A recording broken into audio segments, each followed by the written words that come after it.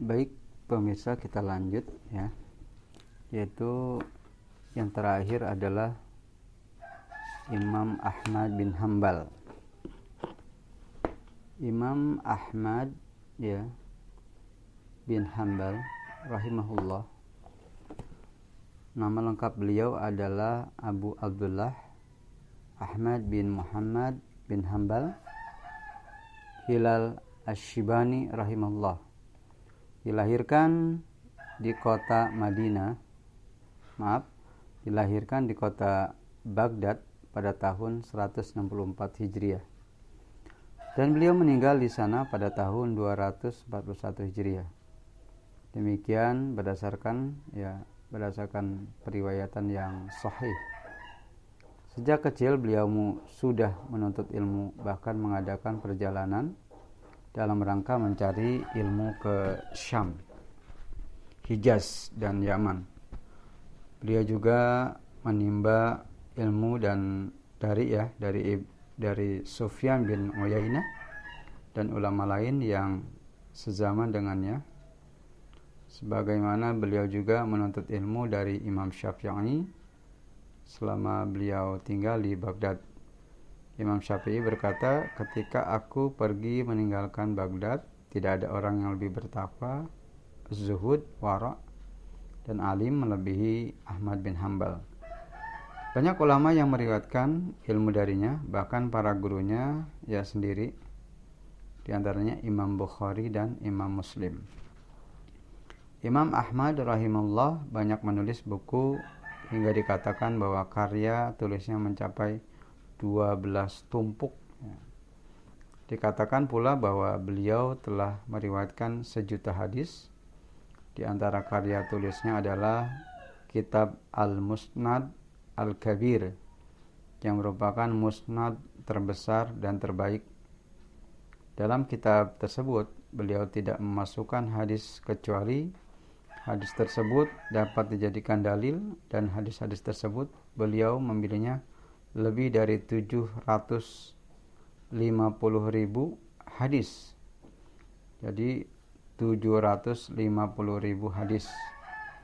Imam Ahmad bin Hambal juga dikenal sangat berhati-hati dalam fatwanya, terutama dalam mengambil fatwa dari para sahabat Rasul bila tidak didapati dalil atau nas. Bahkan ketika para sahabat berselisih pendapat dalam sebuah masalah, maka Imam Ahmad bin Hambal menuliskannya dengan dua pendapat yang diperselisihkan tersebut. Imam Ahmad bin Hambal juga dikenal sangat tidak menyukai dan melarang fatwa pada permasalahan yang tidak ada dalil nas Al-Quran dan Sunnah atau asar dari ulama salaf. Ketatnya Imam Ahmad bin Hambal dalam menghukumi sebuah masalah, di mana beliau mengharuskan terdapat dalil dan nas Quran, Sunnah atau asar, serta ketidaksetujuannya pada fatwa yang tidak berdasar pada dalil atau asar, membuat mazhabnya tidak banyak tersebar luas layaknya mazhab yang lainnya. Dan para muridnya pun dalam berfatwa sangat berhati-hati ketika menukil atau mengambil pendapat-pendapat beliau, serta tidak ada yang berani menyelisihinya. Hal ini berbeda dengan apa yang terjadi pada mazhab-mazhab yang lain, di mana mereka berijtihad sesuai mazhab mereka sebagai bentuk ittiba, itu mengikuti Namun terkadang mereka pun menyelisihi mazhabnya dalam menyimpulkan sebuah hukum, meskipun mereka mengambil dari kaidah-kaidah dasar mazhabnya. Oleh sebab itu, mazhab Hambali tidak berkembang pesat seperti mazhab yang lainnya. Mazhab Hambali lahir pertama kali di Baghdad, kemudian menyebar ke wilayah lain.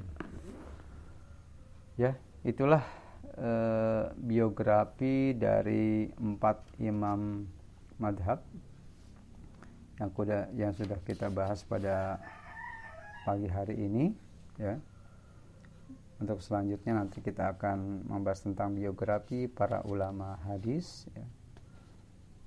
Nah, insyaallah besok pagi kita akan lanjut. Mudah-mudahan ini bermanfaat buat kita semua dan berfaedah ya. Jangan sampai waktu kita hanya dipakai untuk subuh-subuh, untuk tidur dan untuk tidur aja gitu kerjaannya. Nah, bagusnya adalah ketika habis sholat subuh kita bisa membaca Al-Quran atau membaca buku atau mendengar kajian-kajian. Mudah-mudahan kajian ini bisa menolong atau bisa membantu para pendengar sekalian ya. Ini adalah kajian atau siaran saya yang pertama. Mudah-mudahan ini bisa diteruskan sampai selanjutnya. Baik ya, demikian dari saya. Mudah-mudahan ada manfaatnya. Wal-afu minkum. Wassalamualaikum warahmatullahi wabarakatuh.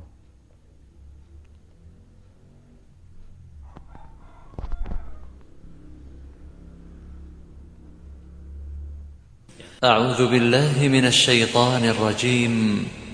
بسم الله الرحمن الرحيم. عما يتساءلون عن النبأ العظيم الذي هم فيه مختلفون كلا سيعلمون ثم كلا سيعلمون ألم نجعل الأرض مهادا والجبال أوتادا وخلقناكم أزواجا وجعلنا نومكم سباتا وجعلنا الليل لباسا وجعلنا النهار معاشا وبنينا فوقكم سبعا شدادا وجعلنا سراجا وهاجا وأنزلنا من المعصرات ماء